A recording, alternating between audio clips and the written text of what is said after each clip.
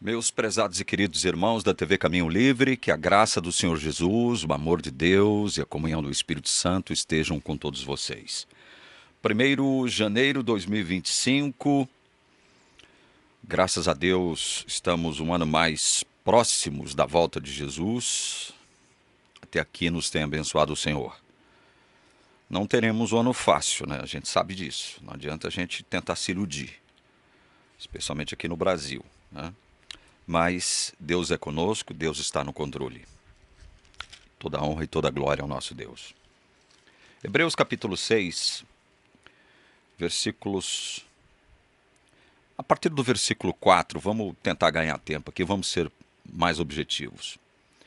Por que eu vou ler esse texto aqui de Hebreus? Porque é um outro texto utilizado por adventistas e arminianos de um modo geral para dizer que é possível, sim, a perda da salvação. É possível um filho de Deus verdadeiro perder a sua salvação. É possível apostatar para a perdição, é possível cair da graça, enfim. O texto que eu leio, a partir do verso 4, diz assim: É impossível, pois, que aqueles que uma vez foram iluminados, provaram o dom celestial, se tornaram participantes do Espírito Santo, provaram a boa palavra de Deus e os poderes do mundo vindouro, e caíram, sim, é impossível outra vez renová-los para arrependimento, visto que, de novo, estão crucificando para si mesmos o Filho de Deus e expondo-o à zombaria. Porque a terra que absorve a chuva que frequentemente cai sobre ela e produz plantas úteis para aqueles que a cultivam, recebe bênção da parte de Deus. Mas, se produz espinhos e ervas daninhas, é rejeitada e está perto da maldição, e o seu fim é ser queimada. Quanto a vocês, meus amados, ainda que falamos desta maneira, estamos certos de que coisas melhores os esperam, coisas relacionadas com a salvação. Esse é o texto. Então, aparentemente, este texto concordaria com a teoria da perda de salvação. Porque está falando de pessoas que, uma vez, diz o texto aqui, foram iluminadas. Provaram o dom celestial. Tornaram participantes do Espírito Santo. Provaram a boa palavra de Deus e os poderes do mundo vindouro. Então, aparentemente, parece que o escritor da Epístola aos Hebreus está fazendo referência a pessoas que se converteram ou teriam se convertido verdadeiramente. Judeus que teriam se convertido verdadeiramente ao cristianismo. Mas antes de fazer algumas comparações e análises, inclusive textuais aqui, vamos tentar entender um pouco daquilo que produziu estas afirmações gravíssimas do autor da epístola a algumas pessoas lá na comunidade, nessa comunidade de judeus convertidos. O que produziu estas afirmações aqui, né? Lá no capítulo 3, o escritor da epístola, a partir do verso 12, ele começa a fazer algumas advertências e admoestações graves. Olha só,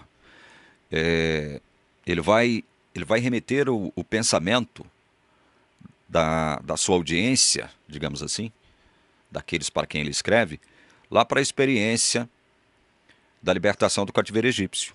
Deus liberta o povo, como mão forte e poderosa do cativeiro egípcio, e com a pretensão de conduzi-los a Canaã, a terra prometida, né? Mas nesse ínterim, entre a libertação e a posse da terra, a gente sabe o que aconteceu.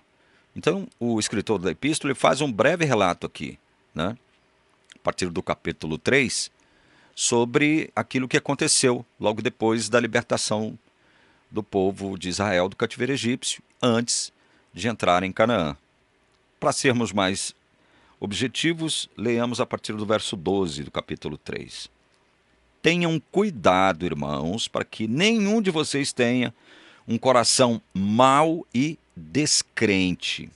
Como é que um crente poderia continuar mantendo um coração mau e descrente? Hã? Que o leve a se afastar do Deus vivo. Pelo contrário, animem uns aos outros todos os dias durante o tempo que se chama hoje, a fim de que nenhum de vocês seja endurecido pelo engano do pecado. Estavam sofrendo perseguição do Império Romano. Estavam sofrendo perseguições do Império Romano. Pelo fato de, e não só do Império Romano, bem como de todo o judaísmo legalista da época. Porque eles haviam abandonado o judaísmo e aparentemente, né, se tornaram cristãos. Pelo menos boa parte deles aparentemente se tornaram cristãos. É o que a gente vai ver. Né? Então o apóstolo começa fazendo essa dura advertência aqui. Olha, tenham cuidado, irmãos, para que nenhum de vocês tenha um coração mau e descrente que o leve a se afastar do Deus vivo. Né? Animem uns aos outros todos os dias, a fim de que nenhum de vocês seja endurecido pelo engano do pecado. Porque, 14, porque temos nos tornado participantes de Cristo, se, olha aqui, olha o condicional aqui, ó, participamos verdadeiramente de Cristo, se guardarmos firme até o fim a confiança que desde o princípio tivemos. Como se diz, hoje, se ouvirem a sua voz, não endureçam o coração como foi na rebelião. E quem foram os que ouviram e mesmo assim se rebelaram? Não foram todos os que saíram do Egito por meio de Moisés? E contra quem Deus se indignou durante 40 anos? Não foi contra os que pecaram, cujos cadáveres caíram no deserto? E a quem jurou que não entrariam no seu descanso, senão aos que foram desobedientes?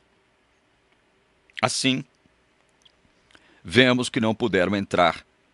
Entrar aonde? Canaã, né? Na terra de Canaã, terra prometida. Não puderam entrar por causa da incredulidade. Aqui no capítulo 4, ele faz mais algumas exortações nesse sentido. E afirma o seguinte, que quem não entrou em Canaã? Quem não entrou em Canaã? Aqueles que não creram nas promessas de Deus. Mas todos esses foram libertos do cativeiro egípcio. Né? Todos esses, olha, foram protegidos por Deus na libertação do cativeiro egípcio. Estavam durante o dia sob a nuvem, que os protegia e os guiava ao mesmo tempo. Os protegia daquele calor terrível, né? Abrasador do deserto, calor de 50 graus durante o dia. Então essa nuvem, durante o dia, além de os proteger de morrerem tostados no deserto, os guiava. À noite, uma coluna de fogo os aquecia, porque o frio do deserto é tremendo também. Além do que os protegia de outros males inerentes à região ali. Então eles estavam sob a proteção de Deus. Deus fez brotar água da rocha para esse povo. Deus fez o maná cair do céu para esse povo não morrer de fome. Deus falava com eles todos os dias por meio de Moisés. Então esse povo foi um povo ricamente abençoado, ainda que numa situação uma situação provisória. Né? Saíram do Egito e estavam a caminho de Canaã. Não era propósito original de Deus deixá-los ali no deserto. O propósito era levá-los para a terra prometida, Canaã. Só que no meio daquele povo que fora retirado de forma miraculosa pelo poder de Deus lá do Egito, e que estava experimentando as bênçãos de Deus, né? E que, junto com toda a massa de gente, muitos dentre esse povo desobedeceram a Deus. Por quê? Porque não creram em Deus.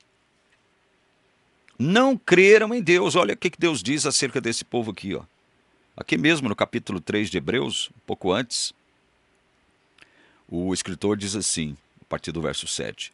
Por isso, como diz o Espírito Santo, hoje, se ouvirem a sua voz, não endureçam o coração como foi na rebelião no dia da tentação no deserto, onde os pais de vocês me tentaram, pondo-me à prova, e viram as minhas obras durante 40 anos. Ou seja, viram as obras de Deus no sentido de guiá-los, protegê-los, abençoá-los, preservar a vida de todos eles. Então, esse povo estava ali no meio da grande massa de gente que Deus estava guiando, protegendo, livrando dos males.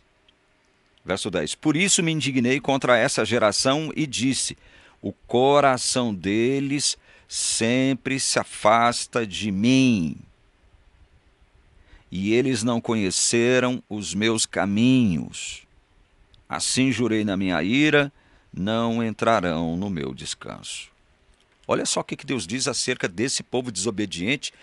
Povo, repito, que havia sido libertado do cativeiro egípcio pela mão poderosa desse Deus Todo-Poderoso, estavam experimentando as bênçãos desse Deus Todo-Poderoso, a proteção desse Deus Todo-Poderoso, o livramento desse Deus Todo-Poderoso, comendo a comida celestial que Deus proveu para eles, maná caído do céu, água para não deixá-los morrer de sede no deserto. Ou seja, mesmo assim esse povo, acerca de quem Deus disse, olha, o coração deles sempre se afasta de mim. Esse povo que descreu no projeto de Deus, esse povo morreu no deserto, caiu no deserto, embora tivessem desfrutado de todas essas bênçãos que eu descrevi aqui, e o próprio escritor de Hebreus fala.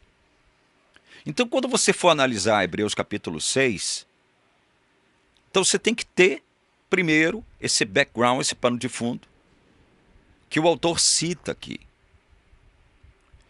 Ele vai dizer, olha, é impossível, pois aqueles que uma vez foram iluminados. Como é que nós poderíamos dizer que esse povo que Deus condenou à morte lá no deserto, como é que eles foram iluminados? Não foram iluminados? Foram iluminados, tanto pela presença da glória de Deus, como pela a nuvem durante a noite. Foram iluminados com a exposição dos mandamentos de Deus, que eram os oráculos de Deus, a palavra de Deus. Foram iluminados, provaram o dom celestial. Isso aqui isso aqui adquire vários sentidos. Isso aqui são metáforas utilizadas pelo escritor da carta aos Hebreus, dizendo que eles foram o quê? Muitíssimo abençoados. Olha, uma vez foram iluminados, provaram o dom celestial, se tornaram participantes do Espírito Santo. Como que eles se tornaram participantes do Espírito Santo? Agora, nós devemos nos voltar para a época em que o escritor de Hebreus escrevia, e especificamente para quem? Hebreus, né, que saíram do judaísmo, aparentemente se converteram ao cristianismo, e quando isso fizeram, foram abençoados com o quê? Com a presença do próprio Espírito Santo. O Espírito Santo estava na igreja. E dentro da igreja havia os verdadeiros e os falsos. Provaram uma boa palavra de Deus e os poderes do mundo vindouro. Veja, lá em Mateus capítulo 7, nós temos uma prova de como isso é possível. Gente dentro da comunidade, gente convertida, profetizar em nome de Jesus. Profetizar em nome de Jesus. Expulsar demônios em nome de Jesus.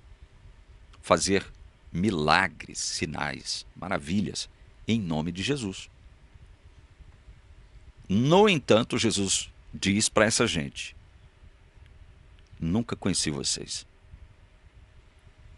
E o escritor de Hebreus, ele está deixando claro que esses aqui, que uma vez foram iluminados, provaram o dom celestial, se tornaram participantes do Espírito Santo, provaram a boa palavra de Deus e os poderes do mundo vindouro, caíram.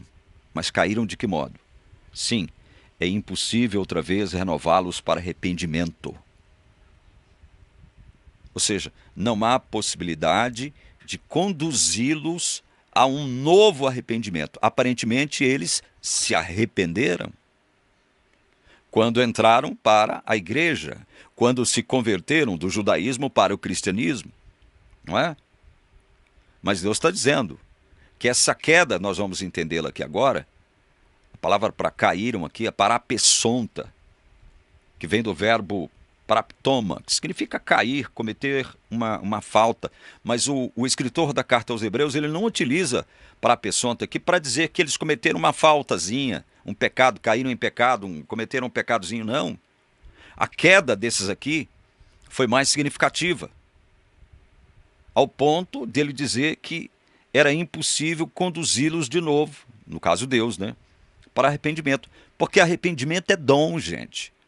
O verdadeiro arrependimento é um dom vindo de Deus. A palavra de Deus nos diz que arrependimento é dom. É Deus que conduz as pessoas ao arrependimento. E acerca desses aqui, o escritor da Epístola aos Hebreus está dizendo que era impossível renová-los de novo para arrependimento. Por que era impossível? Visto que, de novo, estão crucificando para si mesmos o Filho de Deus e expondo a zombaria. De que forma esse povo estava crucificando de novo Jesus? Quando voltaram o quê? A sacrificar no templo. Quando voltaram a oferecer aqueles mesmos sacrifícios lá do Antigo Testamento. Quando voltaram às práticas centralizadas no templo, no santuário. Então, a queda desse povo não foi o cometimento de um pecadozinho ou de uma falta ou qualquer outra coisa. A queda deles foi o quê? Apostasia. Foi uma apostasia. Por isso que o escritor vai dizer, olha, vocês estão crucificando para si mesmos, de novo, o Filho de Deus, expondo-o à zombaria. É como se eles estivessem ali, ó, crucificando Jesus e expondo-o à zombaria daqueles que nunca creram em Jesus Cristo como Messias. Então, o pecado dessa gente aqui, o pecado foi a apostasia. Aí alguém pode dizer, então, é isso mesmo. Um dia eles foram salvos, porque se converteram ao cristianismo, e agora apostataram, perderam a salvação. Quando é que o texto aqui está falando que eles perderam a salvação? Quando é que o texto está falando que eles perderam a salvação? O texto está deixando claro que eles fizeram parte de uma comunidade abençoada por Deus, pela presença do próprio Deus. Uma comunidade que foi iluminada pela palavra de Deus. Uma comunidade que participou do Espírito Santo de forma verdadeira. Esse povo, sobre quem o apóstolo aqui, sei lá, o escritor da Epístola aos Hebreus está escrevendo, dizendo que caíram, esse povo estava no seio ali da comunidade cristã que recebeu todas essas bênçãos. De um certo modo, eles também foram abençoados por estarem ali, imiscuídos no meio de gente verdadeira, de cristãos verdadeiros. Mas como a gente lê aqui, ó, nos textos seguintes, verso 7, por exemplo, porque a terra que absorve a chuva que frequentemente cai sobre ela e produz plantas úteis para aqueles que a cultivam, recebe bênção da parte de Deus. Mas, se produz espinhos e ervas daninhas, é rejeitada e está perto da maldição e o sofrimento vinha a ser queimada. Então nós temos uma terra que recebe a chuva e que produz bons frutos. E uma terra que recebe essa mesma chuva, mas só produz ervas daninhas. Então nós temos aqui uma diferenciação, uma distinção. Uma terra produz bons frutos, outra terra produz frutos maus. Então essa terra que produz frutos maus, ela nunca foi terra boa. Nunca foi aquela terra que verdadeiramente, ao receber a chuva, produziu bons frutos. Quem seria essa terra que recebe, a mesma recebendo a chuva, a bênção que cai dos céus, produz ervas daninhas? Esses aqui, sobre quem ele escreveu antes aqui, a partir do verso 4. Todos esses aqui. Veja que no verso 9, o autor da Epístola aos Hebreus diz: quanto a vocês, meus amados, ainda que falemos desta maneira, estamos certos de que coisas melhores os esperam, coisas relacionadas com a salvação. Acerca desses aqui, que ele descreveu aqui no verso 4 e no verso 5, ele nada fala sobre salvação desses. Nada fala sobre a fé desses, sobre o crer verdadeiramente desses. Não, ele não fala nada disso. Não fala que eles se converteram verdadeiramente, não fala que eles creram em Jesus verdadeiramente. Não fala isso. Não fala que foram salvos. Alguém pode dizer, não, mas está falando. Impossível renová-los de novo para arrependimento. É um arrependimento aparente. Porque, do ponto de vista fenomenológico, eles deixaram o judaísmo e foram para o cristianismo. Só que aí eles deixaram o cristianismo e voltaram para o judaísmo. Isto é uma prova de que eles nunca foram verdadeiramente convertidos. E olha, nós temos, quando eu leio esse texto aqui, além de me lembrar daquele texto da parábola do semeador, onde o semeador semeia a semente do evangelho em 4 solos, né? 4 solos. Somente um solo é que produz bons frutos. Os outros 3 não produzem bons frutos, apesar de ter recebido o quê? A semente, a boa semente do evangelho.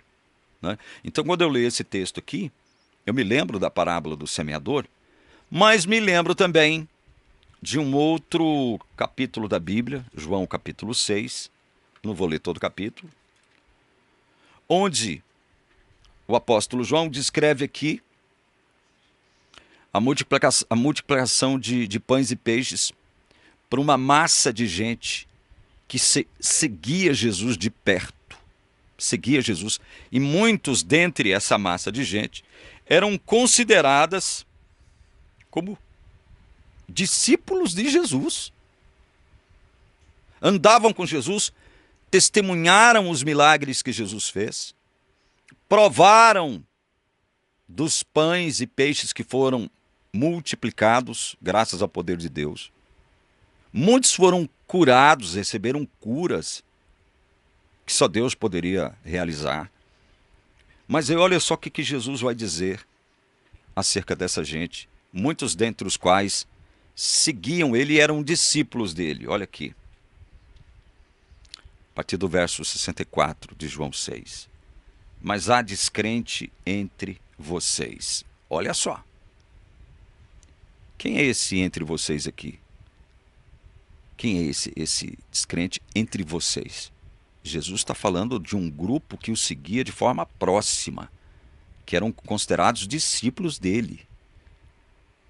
Havia descrentes dentre esses, que mesmo provando das bênçãos que Jesus realizava, testemunhando as bênçãos que Jesus realizava sobre o povo, participando de forma direta dos milagres, né, quando comem do pão e do peixe multiplicados, mesmo assim eram descrentes. E aí Jesus continua. Aí o João fala, né, ora, Jesus sabia desde o princípio quais eram os que não criam e quem iria traí-lo. Perceba que Deus tem este conhecimento prévio, né, total das coisas. Deus conhece todas as coisas, Deus sabe quem é quem. Deus possui onisciência. Por isso João diz que Jesus sabia desde o princípio quais eram os que não criam e quem iria traí-lo. E prosseguiu. Por causa disto é que falei, aí agora é Jesus. Por causa disto é que falei para vocês que ninguém poderá vir a mim se não lhe for concedido pelo Pai. Ninguém vai a Jesus se não for por concessão do Pai. E quando o Pai dá alguém a Jesus, dá verdadeiramente alguém a Jesus, esse alguém vai a Jesus, e por Jesus esse alguém vai para o Pai, volta para o Pai. Essa é a dinâmica da graça. Diante disso, muitos dos seus discípulos fizeram o quê? Aqui, ó. Diante disso, muitos dos seus discípulos o abandonaram e já não andavam com ele. Então veja, então quer dizer que é possível haver discípulos, gente aparentemente convertida, que depois abandona Jesus, abandona Deus? Claro, o texto é que está dizendo. Só que esses nunca foram verdadeiros crentes, nunca creram de fato de verdade. Lembram-se das virgens? As 10 virgens? 5 possuíam lâmpadas com óleo. 5 possuíam as mesmas lâmpadas, mas sem óleo.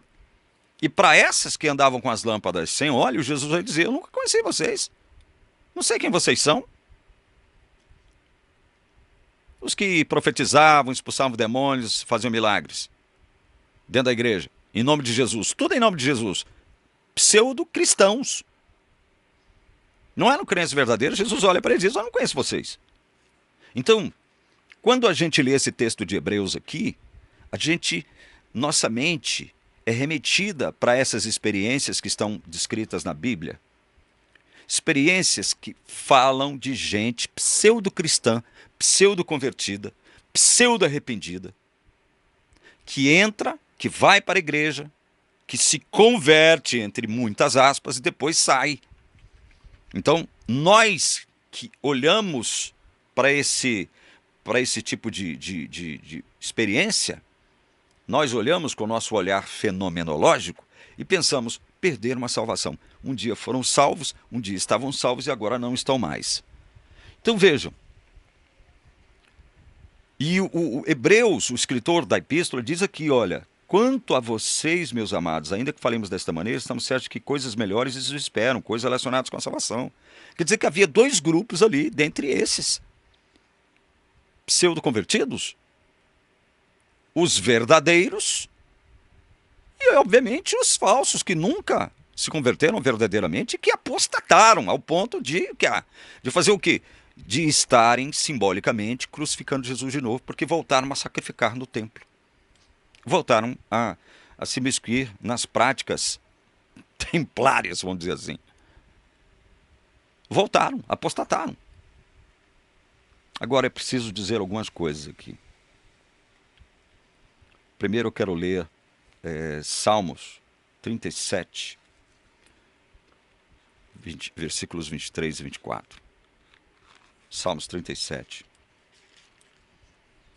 versículos 23 e 24.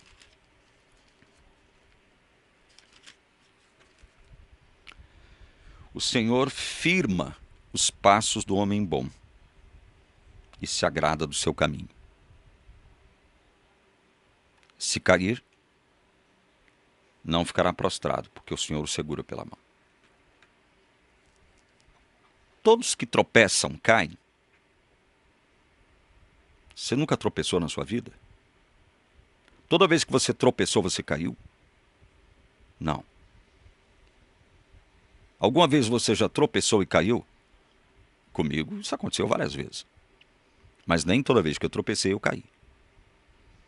Mas acerca daqueles que verdadeiramente são de Deus e pertencem a Deus verdadeiramente, o salmista diz aqui, os caracteriza como homem bom. O Senhor firma os passos do homem bom e se agrada do seu caminho, ou seja, a gente convertido de verdade, porque Deus está observando a vida dele, ao ponto de dizer que se agrada do seu caminho. São pessoas obedientes, verdadeiramente crentes em Deus. Verso 24, o Senhor firma os passos... 24, se cair, não ficará prostrado. Veja, é possível a queda de um verdadeiro crente? É possível a queda de um homem bom? É possível a queda de um verdadeiro filho de Deus? É claro que é possível. Lembrem-se do filho pródigo. Lembrem-se de Pedro. Lembrem-se de Tomé. De todos aqueles que abandonaram Jesus ante a sua prisão e posterior crucifixão. É possível sim a queda de um verdadeiro filho de Deus. Pedro, olha, o caso mais clássico foi o de Pedro, verdadeiro filho de Deus, verdadeiro escolhido, verdadeiro eleito de Deus, mas Jesus deixou Pedro arriado no chão? Não, tomou pela mão, levantou Pedro várias vezes. Agora, quanto a Judas? E quanto a Judas? Judas nunca foi discípulo verdadeiro de Jesus, ou seja, crente verdadeiro de Jesus. Foi discípulo sim. Foi apóstolo? Foi contado entre os apóstolos. Mas nunca foi um crente verdadeiro. Nunca recebeu o arrependimento verdadeiro. Nunca possuiu fé verdadeira, fé salvífica no Messias, no Senhor Jesus a quem ele seguia. Participou de todas essas bênçãos que Jesus realizava? Participou. Quando Jesus envia lá os discípulos para realizarem uma obra, Judas estava entre eles. E nos é dito que eles curavam e expulsavam demônios. Mas era um falso crente. Judas nunca foi salvo. Nunca esteve salvo. Jesus o chamou primeiro de um diabo. Depois o chamou de filho da perdição. Filho da perdição. Ou seja, Jesus nunca o guardou. Por que Jesus nunca o guardou salvo, como um verdadeiro salvo? Como ele guardou os demais? Porque ele era filho da perdição e a escritura precisava se cumprir. E o evangelista Mateus diz que Jesus, acerca de Jesus, diz, olha, era melhor que ele não tivesse nascido. Veja só, era melhor que ele nem tivesse nascido. Jesus disse isso acerca de Judas. Então, meus queridos irmãos, Hebreus capítulo 6 está, então, deixando clara e inequívoca a ideia de que um verdadeiro filho de Deus pode perder a salvação, pode apostatar? Não, de forma alguma. O escritor da Epístola aos Hebreus deixa claro aqui que, muito embora esses a quem ele descreve aqui como que caíram, e não foi só um cometimento de um pecado, uma falta, eles apostataram. E estavam de novo crucificando Jesus. Como? Voltando a sacrificar animais, voltando às práticas do santuário, do templo. Foi desse modo que eles estavam crucificando de novo Jesus. Apostataram. E não era possível conduzi-los ao arrependimento. Arrependimento verdadeiro. Não era possível conduzi-los ao arrependimento verdadeiro. Uma vez eles enganaram as pessoas que os olhavam com aquele olhar fenomenológico, imaginando que eles verdadeiramente haviam se arrependido quando vieram do judaísmo e entraram no cristianismo. Os que estavam de fora poderiam pensar assim, se arrependeram verdadeiramente, se tornaram crentes em Jesus verdadeiramente, foram salvos verdadeiramente, participaram de tudo, como os outros participaram, receberam bênçãos como os outros receberam, provaram o dom celestial como os outros provaram, participaram do Espírito Santo como os outros participaram. Mas nunca foram verdadeiros. Nunca foram verdadeiros. Então nós temos que ter isso em mente. Tem um outro texto que eu gostaria de ler para vocês, que se encontra em Daniel, para vocês verem como a palavra de Deus tem que ser analisada, não de forma isolada, né? Você tem que procurar entender a palavra de um modo geral, procurando não colocar escritor bíblico contra escritor bíblico. Bíblia contra a Bíblia. Não é assim que se faz exegese, estudo bíblico, né? Daniel capítulo 11, verso 35, nos diz alguma coisa muito interessante acerca de quem cai. Alguns dos sábios cairão, alguns dos sábios cairão. Mas com que propósito? Para serem provados, purificados e limpos, até o tempo do fim. Não foi o que aconteceu com Pedro? Não foi o que aconteceu com muitos? Não é o que acontece com muitos de nós? Não é? Podemos cair? Podemos. Podemos tropeçar? Podemos. Mas nós que verdadeiramente cremos em Jesus Cristo, jamais vamos o quê? Vamos nos apostatar. Vamos desistir do caminho. Nós vamos perseverar até o fim. Perseverança é fruto da verdadeira fé. Perseverança é o efeito da verdadeira conversão. Todo crente verdadeiro, apesar dos percalços, apesar das pedras no caminho, apesar das provações, apesar das perseguições, das dores, dos sofrimentos, todo crente verdadeiro persevera. Não abandona o caminho de Jesus Cristo. Eu sou o caminho, a verdade e a vida. Ninguém vem ao Pai senão por mim. Todos nós, crentes verdadeiros, por mais que existam dificuldades na nossa vida, nós perseveramos. Nós não seremos salvos porque perseveramos. Não, nós já fomos salvos. E é porque já fomos salvos é que a gente persevera no caminho da salvação, no caminho de Jesus Cristo. Então, Hebreus 6, de forma alguma, afirma que um verdadeiro filho de Deus pode perder a sua salvação. No seio da comunidade hebraica para quem o escritor da carta aos Hebreus escrevia, havia verdadeiros crentes, verdadeiros cristãos e falsos crentes, falsos cristãos. E os falsos é que apostataram, renegaram Jesus, estavam crucificando de novo Jesus para si mesmos, como diz o próprio escritor aqui no versículo 6 e versículo 7. Que Deus abençoe você que ouviu a exposição da palavra e entendeu.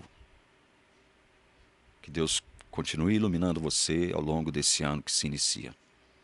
É o que eu rogo em nome do Senhor Jesus. Amém.